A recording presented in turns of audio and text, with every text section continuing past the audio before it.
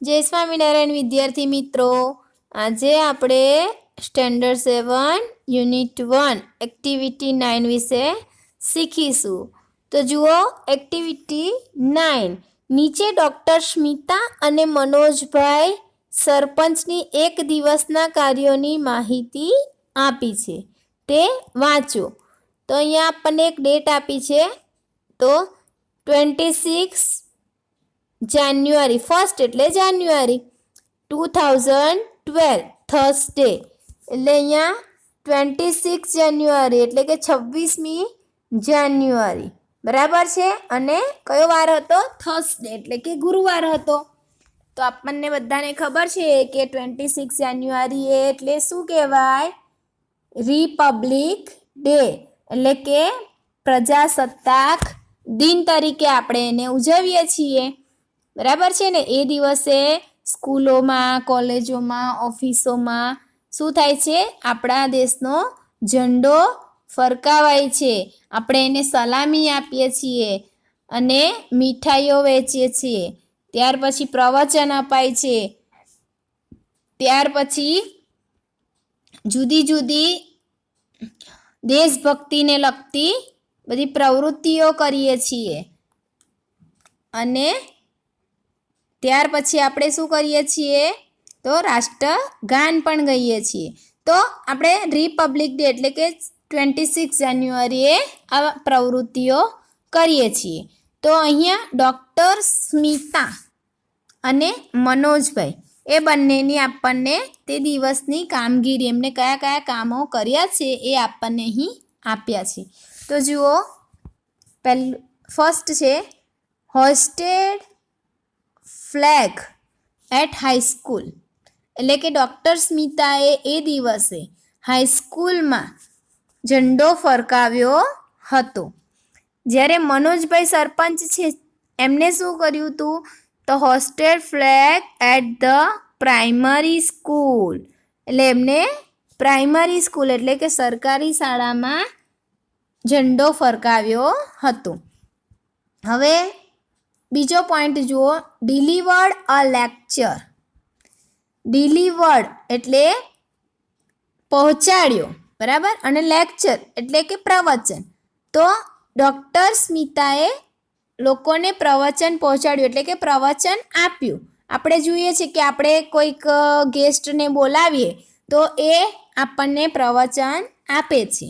તો એવી રીતે ડૉક્ટર સ્મિતાએ પણ પ્રવચન આપ્યું. જ્યારે મનોજભાઈએ શું કર્યું? તો ડિસ્ટ્રીબ્યુટેડ સ્વીટ્સ, એટલે ડિસ્ટ્રીબ્યુટેડ એટલે વહેંચ્યું અને સ્વીટ્સ એટલે મીઠાઈ, તો મીઠાઈઓ વહેંચી. હવે થર્ડ પોઈન્ટ જુઓ, ઓપરેટેડ અપોન ધ પેશન્ટ, એટલે કે દર્દીઓને તપાસ્યા, એટલે ત્યાં જે દર્દીઓ એટલે કે જે બીમાર જેવા હોય એમને બધાને બોલાવીને ત્યાં તપાસ કરી એમની. અને મનોજભાઈએ શું કર્યું? તો ઇવોગ્યુએટેડ અ ડેરી. ઇવોગ્યુએટેડ એટલે ઉદ્ઘાટન કર્યું. શેનું ઉદ્ઘાટન કર્યું? ડેરીનું. ગામમાં નવી ડેરી ખુલી એટલે તેનું ઉદ્ઘાટન મનોજભાઈ સરપંચે કર્યું.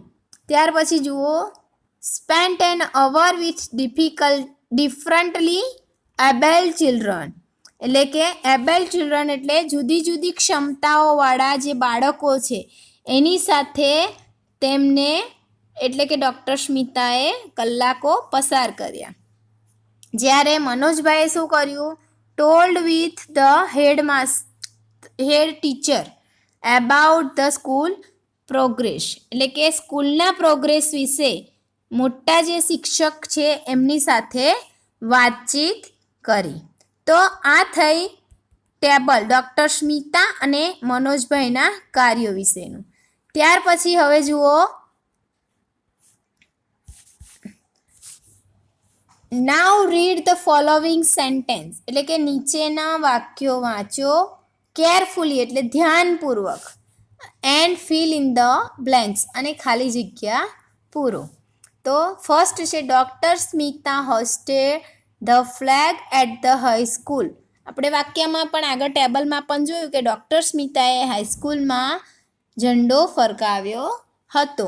તો આપણે આગળ શીખી ગયા છે કે પ્રશ્ન જ્યારે પણ બનાવીએ તો જો વાક્યમાં ક્રિયાપદ ભૂતકાળમાં હોય એટલે કે પાસ્ટ ટેન્સમાં હોય તો પ્રશ્ન બનાવતી વખતે ડીડથી પ્રશ્ન પૂછી શકાય. તો ડીડ, ત્યાર પછી કરતા એટલે કે ડૉક્ટર સ્મિતા અને હોઇસ્ટેડ છે એનું થઈ જશે હોઇસ્ટ. બરાબર છે, એટલે કે મૂળ રૂપ થઈ જશે, ડીડ વત્તા મૂળ રૂપ.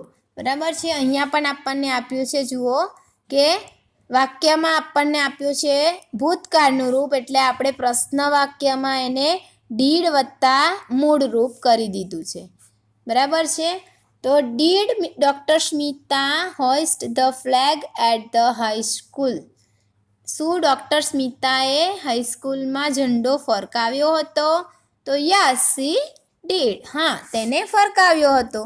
બરાબર છે, ત્યાર પછી સેકન્ડ સેન્ટેન્સ જુઓ, મનોજભાઈ ડિસ્ટ્રીબ્યુટેડ સ્વીટ્સ.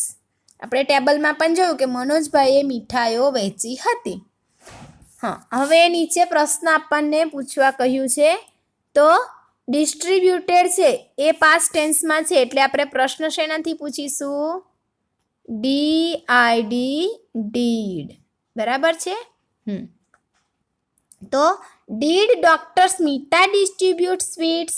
અહીંયા જો ડિસ્ટ્રીબ્યુટેડનું ડિસ્ટ્રીબ્યુટ થઈ ગયું. બરાબર છે. શું ડૉક્ટર સ્મિતાએ મીઠાઈઓ વહેંચી હતી? તો નો શી ડીડ નોટ, કારણ કે મીઠાઈઓ કોને વહેંચી હતી? મનોજભાઈએ. બરાબર છે, તો નો. ત્યાર પછી થર્ડ નંબર જુઓ, doctor Smita blanks upon the patient. Doctor સ્મિતાએ પેશન્ટને ઓપરેટેડ કર્યા હતા એટલે કે તપાસ્યા હતા. બરાબર, તો અહીંયા આવશે ઓપરેટ છે તો અહીંયા આવશે ઓપરેટેડ. છેલ્લા આપણે ડી મૂકવાનું છે, ભૂતકાળ બનાવવું પડશે કારણ કે અહીંયા ડીડ અને ઓપરેટ આપ્યું છે. તો did she operate upon the patient. શું તેને પેશન્ટને તપાસ્યા? તો આપણે શું લખીશું? યસ. બરાબર ને, કે હા તેને તપાસ્યા. ત્યાર પછી ફોર્થ નંબર જુઓ, doctor Smita spent an hour with the differently abled children. Doctor સ્મિતાએ જુદી જુદી ક્ષમતાવાળા બાળકો સાથે કલાક પસાર કર્યો. તો અહીંયા આપણે સ્પેન્ટ લખેલું છે તો આપણે અહીંયા શું કરીશું? ડીડ, અને અહીંયા સ્પેન્ટને બદલે થઈ જશે સ્પેન્ડ. બરાબર છે, પસાર કરવું અને સ્પેન્ટ એટલે પસાર કર્યો. તો did Manojbhai spend at hour with the differently abled children. શું મનોજભાઈએ બાળકો સાથે સમય પસાર કર્યો? તો શું આવશે જવાબમાં? નો. હવે મનોજભાઈ કોણ છે? પુરુષ છે. બરાબર, એટલે આપણે લખીશું હી ડીડ નોટ. હવે ડીડ નોટને આપણે ટૂંકમાં શું લખીએ છીએ? ડીડન્ટ. બરાબર, નો હી ડીડન્ટ એટલે કે ના, તેમને સમય પસાર કર્યો ન હતો. ત્યાર પછી 5 number, Manojbhai blanks a dairy in the village. હવે અહીંયા આપણને વાક્યમાં પણ નથી આપ્યું અને પ્રશ્નમાં પણ આપણને ક્રિયાપદ આપ્યું નથી. તો આપણે શું કરવું પડે? ટેબલમાં જોવું પડે. બરાબર, તો ટેબલમાં અહીંયા આપણને આપ્યું જ છે કે ઇન ઇવોગ્યુરેટેડ અ ડેરી. બરાબર છે, એટલે કે શેનું ઉદ્ઘાટન કર્યું હતું? ડેરીનું. તો અહીંયા આવશે ઇવોગ્યુએટેડ. બરાબર, ત્યાર પછી જુઓ, did Manojbhai blanks a shop in the village. શું મનોજભાઈએ દુકાનનું ઉદ્ઘાટન કર્યું હતું? તો ના, અહીંયા આપણને શું આવશે?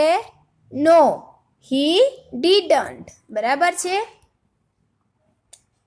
નો હી ડીડન્ટ. He didn't. બરાબર છે. મનોજભાઈએ દુકાનનું ઉદ્ઘાટન કર્યું નથી. એમને શેનું ઉદ્ઘાટન કર્યું? ડેરીનું. બરાબર છે. ત્યાર પછી જુઓ 6 number. Manojbhai told with the head teacher about the school progress. તો મનોજભાઈએ સ્કૂલ પ્રોગ્રેસ વિશે હેડ ટીચર સાથે વાત કરી હતી. તો અહીંયા આપણે જુઓ આપણને વિથથી આપ્યું છે. With head teacher about the school progress. એટલે આપણે અહીંયા પ્રશ્ન બનાવવાનો છે. તો સૌથી પહેલાં શું આવશે? ડીડ. ત્યાર પછી શું આવશે? મનોજભાઈ. બરાબર છે.